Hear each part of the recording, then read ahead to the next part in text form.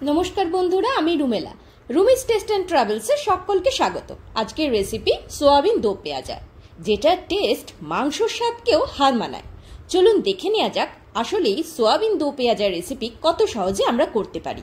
तार जोन्नो घरोया कयेकटा उपकरण लागबे, ब्यास आर किच्छु चाই ना। Let's start. प्रथमे যতটা সোয়াবিন নিয়ে আপনি সোয়াবিন দো পেঁয়াজা করতে চান সেই সমস্ত সোয়াবিনগুলোকে গরম জলে একটু সেদ্ধ করে নিতে হবে। গরম জলে সেদ্ধের পরিমাণ যখন ফেনা ফেনা হয়ে উপচে মতন আসবে তখন গ্যাসের ফ্লেমটাকে একটু কমিয়ে দেবেন। মোটামুটি 3 থেকে 4 মিনিটের মধ্যেই সোয়াবিনগুলো ভালো করে সেদ্ধ হয়ে যায়।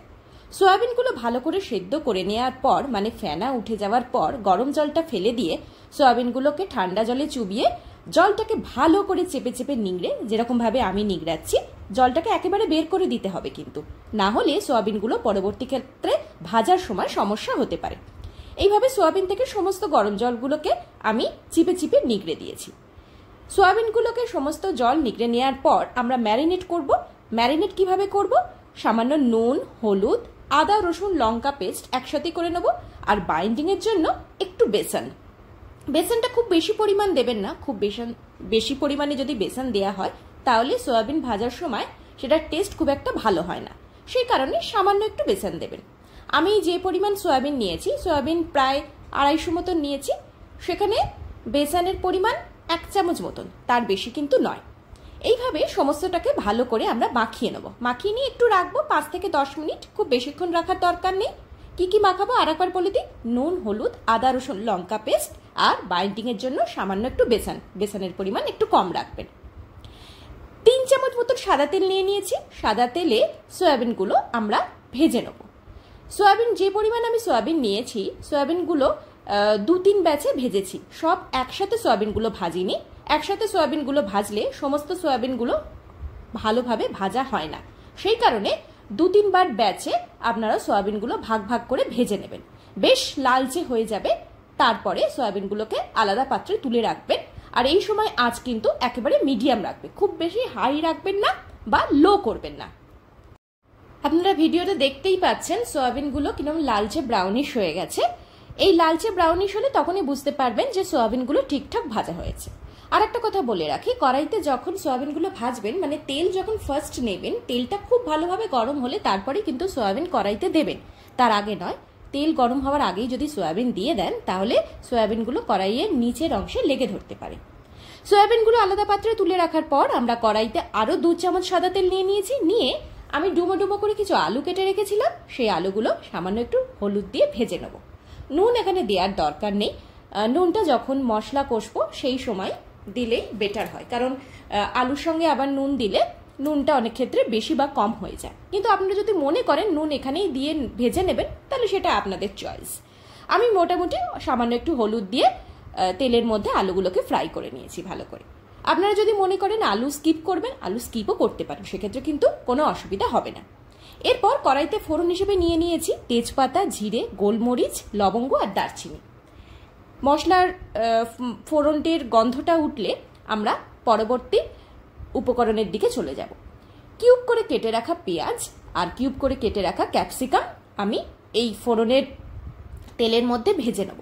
তবে এই কিউব করে কেটে রাখা পেঁয়াজ আর কিউব করে কেটে রাখা ক্যাপসিকাম খুব বেশি ভাজার প্রয়োজন নেই।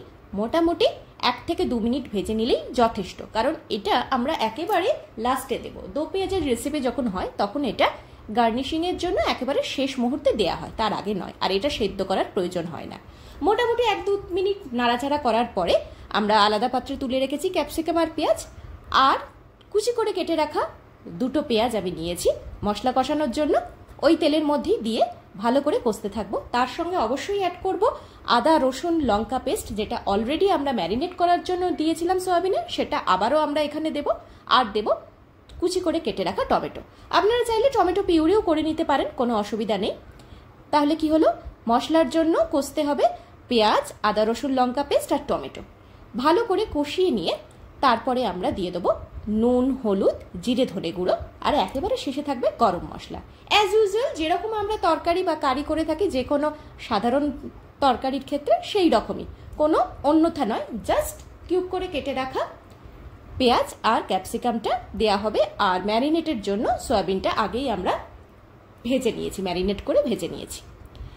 এইভাবে পেঁয়াজ, আদা রসুন লঙ্কা পেস্ট, টমেটো দেওয়ার পর আমরা দিয়ে দিয়েছি নুন, হলুদ, জিরে ধনে গুঁড়ো আর গরম মশলা একেবারে শেষের দিকে।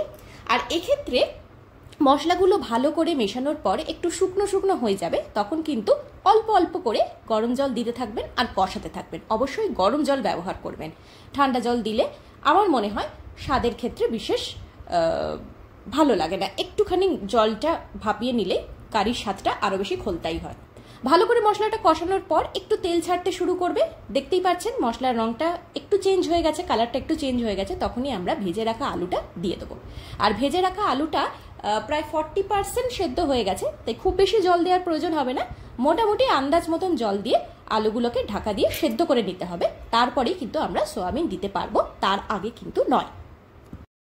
ভেজে রাখা আলুগুলো মশলার সাথে ভালো করে কষিয়ে 3-4 মিনিট কষিয়ে সামান্য একটু জল দিয়ে, মানে যতটা জলে আলুটা সেদ্ধ হতে পারে সেই পরিমাণ জল দিয়ে আমরা কড়াই ঢাকা দিয়ে রাখবো প্রায় 7 থেকে 8 মিনিট। তারপরে আলু মোটামুটি সেদ্ধ হয়ে গেলে ভেজে রাখা সয়াবিনগুলো দেব। সয়াবিন দো পেঁয়াজা এত সুন্দর রেসিপি, আপনি যে কোনো সময় করে নিতে পারেন, আর স্বাদের ক্ষেত্রে তো অসাধারণ তো বটেই। আর মাছ মাংস সবসময় গরমে খেতে ভালো লাগে না, তখন এই রেসিপিটি একেবারে জবরদস্ত বলা যায়। দেখতেই পাচ্ছেন আলুগুলোকে ভালো করে কষানোর পরে আমরা একটু গরম মশলা দিয়ে দিয়েছি। গরম মশলা দেওয়ার পরেও সামান্য একটু গরম জল দিয়ে আবারও বেশ কিছুক্ষণ কষাবো, তারপরে ফাইনালি আরেকটু গরম জল দিয়ে ঢাকা দিয়ে দেবো। এইভাবে ঢাকা দিয়ে প্রায় 6 থেকে 7 মিনিট পর দেখতেই পাচ্ছেন আলুগুলো টকবক করে ফুটছে আর সেদ্ধও প্রায় হয়ে এসেছে। সেই মুহূর্তে আমরা দিয়ে দেবো ভেজে রাখা সয়াবিন, যেগুলো আমরা আগেই আলাদা পাত্রে তুলে রেখেছিলাম ভেজে, আর ম্যারিনেট করেছিলাম তো অবশ্যই, এটা কিন্তু মাথায় রাখবেন, ভুলে যাবেন না। সয়াবিনগুলোকে ম্যারিনেট করে রাখাই সয়াবিন দো পেঁয়াজার রেসিপির একটা বিশেষ আকর্ষণ, আর এটাই অন্যান্য রেসিপি থেকে এটাকে সম্পূর্ণ আলাদা করে দিচ্ছে আর স্বাদের ক্ষেত্রেও একটা অসাধারণ টেস্ট আনছে। সয়াবিনগুলো আলুর সঙ্গে বেশ কিছুক্ষণ ফুটতে দিতে হবে, মানে ধরে রাখুন আরও 4 থেকে 5 মিনিট, আর সামান্য একটু যদি জলের প্রয়োজন হয় জল দিতে পারেন, দিয়ে ঢাকা দিয়ে দিতে পারেন। আরও বেশ কিছুক্ষণ ফোটানোর পর দেখতেই পাচ্ছেন বেশ মাখো মাখো হয়েছে, এটা কিন্তু ঝোল টাইপ হবে না, মাখো মাখো হবে। লাস্টে আমরা দিয়ে দিচ্ছি সয়াবিন দো পেঁয়াজার রেসিপির একেবারে আকর্ষণীয় উপকরণ, কিউব করে কেটে রাখা পেঁয়াজ আর ক্যাপসিকাম, সেটা দিয়ে ভালো করে নাড়াচাড়া করবো। এটাকে কিন্তু সেদ্ধ করতে যাবেন না, এই পেঁয়াজগুলো একটুখানি আদা সেদ্ধ থাকবে, একটু কচকচি ব্যাপার থাকবে, সেটাই সয়াবিন দো পেঁয়াজার রেসিপির অ্যাট্রাকশন। তাহলে ভিডিওটা কেমন লাগলো, ভালো লেগে থাকলে like, share, subscribe my channel Rumi's taste and travels. আর সকলে ভালো থাকুন, সুস্থ থাকুন আর ভুরি ভোজ জারি রাখুন।